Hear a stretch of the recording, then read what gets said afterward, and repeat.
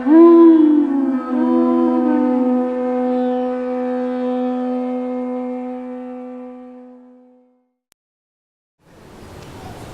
it's a great honor for me to be here today with all of you, especially amongst all my dear God brothers and God sisters, the lotus feet of His Divine Grace, Srila Prabhupada. It used to be the tradition in the various temples to read from the Vyasa Puja book for various hours.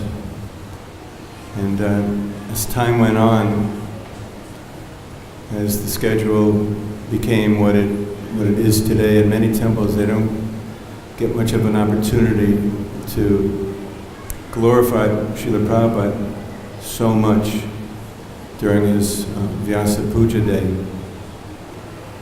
And that breaks my heart sometimes to see that, because Srila Prabhupada can be glorified unlimitedly for hours and hours and days in so many different ways.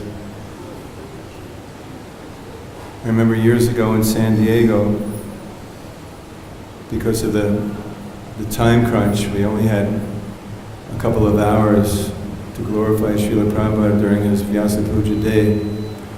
We'd always take the opportunity during the Srimad Bhagavatam class that followed during that week, every day, to read the various offerings of the senior devotees and perhaps comment a little bit on them.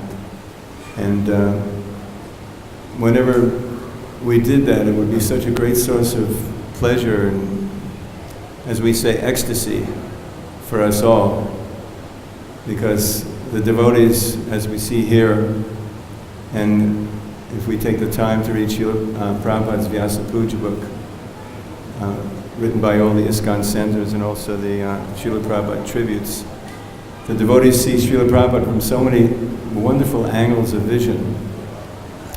The personal stories, his teachings, his example, Srila Prabhupada being glorified through poems, prose, so many different ways, so much deep realization of the devotees that have been following Srila Prabhupada for so many years, and even those devotees who've written offerings that have been following Srila Prabhupada for not so many years. Everyone has so much wonderful realization. We always encourage everyone on this day to write something and speak something about Srila Prabhupada. So, just a little advice, if you can, try to access the Vyasa Puja book, the Srila Prabhupada Tributes book, online if you don't have a hard copy, and spend a lot of time, not just today, but a lot of time reading the offerings of devotees. Your devotion will increase so much, your appreciation of Srila Prabhupada, and your enthusiasm to push on and continue serving Srila Prabhupada's movement.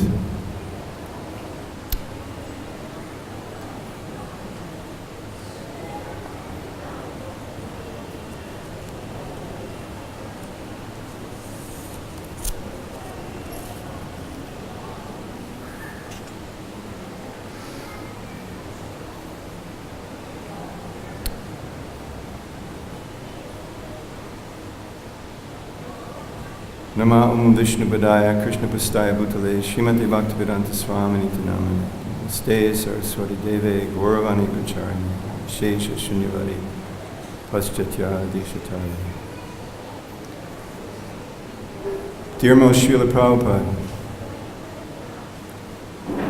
when I was a little boy, I knew nothing about your... When I was a little boy, I knew nothing about the soul.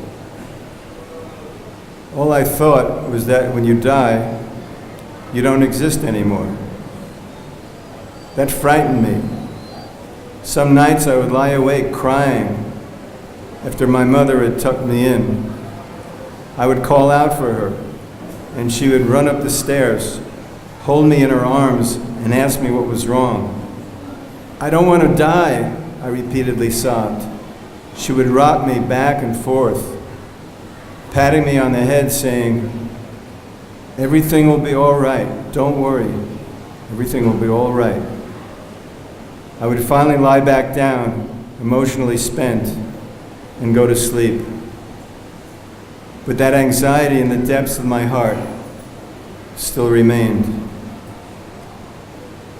As I grew older, I became so absorbed in sense gratification that I stopped thinking about death.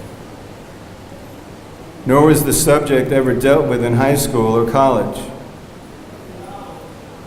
When we all started experimenting with mind-altering drugs at the university, we would stay awake at night speculating about what was reality.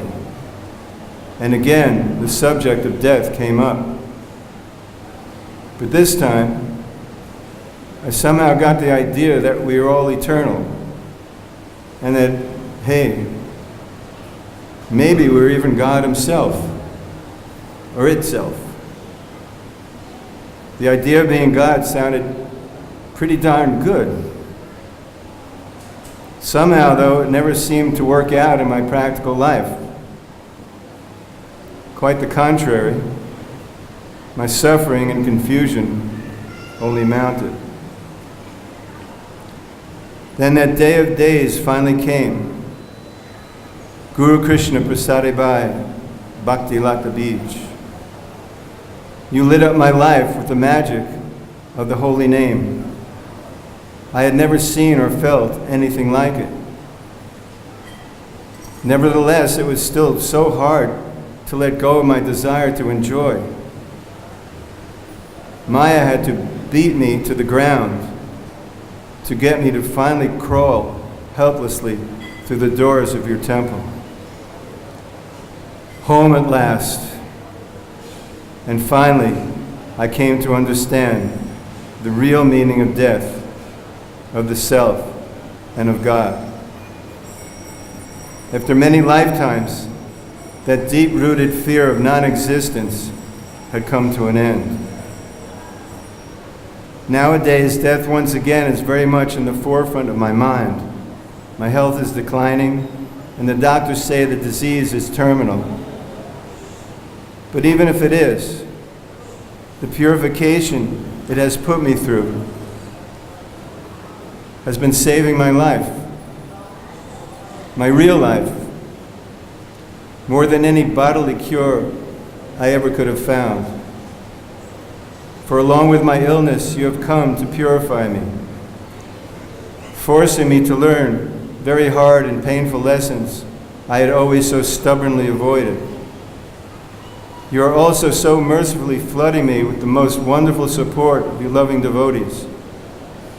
On account of the above, being faced with death has thus become one of the best things that has ever happened to me, rather than the unthinkable misery I did not know how to confront when I was young.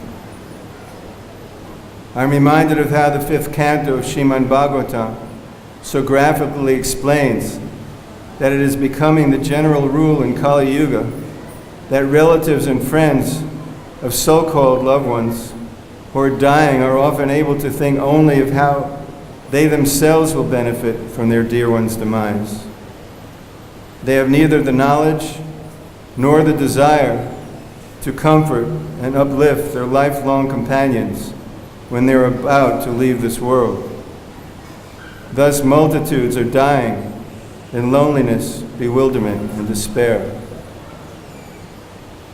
There is no doubt that had I remained embedded in the culture I was brought up in, I would now be suffering the same fate. I would have had the same fears as always, not knowing where to turn to for the answers, and not feeling the genuine affection I would have so desperately needed. But you intervened and picked up this lost, sobbing, spiritual child and held him in your arms. And you have been rocking him back and forth ever since. You have instilled within me that tranquility and faith I had always been looking for. I am at last convinced that yes, Just as my mother always said, everything will be all right.